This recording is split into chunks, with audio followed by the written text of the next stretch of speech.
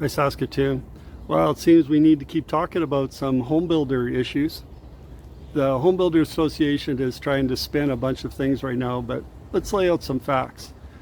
A previous member of the Home Builders Association took on a private house build for himself, and during that had an untimely death, so the project wasn't completed. That was later bought by a professional engineer who didn't do their due diligence. Then they hired a professional home builder, according to the Home Builders Association, who's also run by an engineer.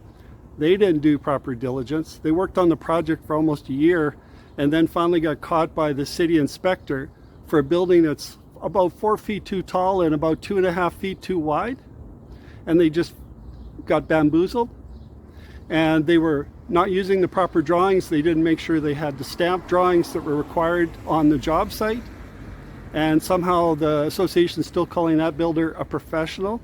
In the past, Kara Fagnew, who is Director of Building Standards, said in a court case that it is the homeowner's responsibility to obtain an approved drawing.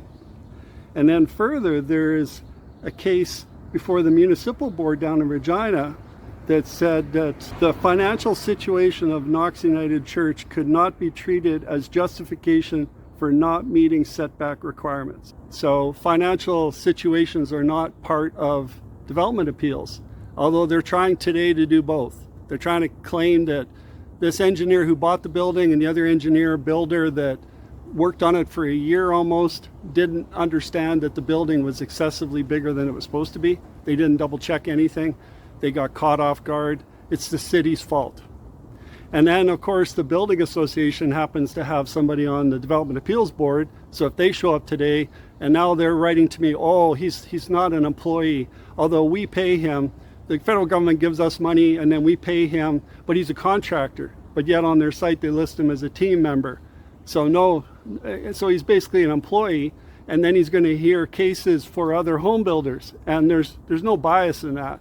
Trying to heavily convince me that there's no bias in any of this. I'll say something which I don't often say. Bullshit.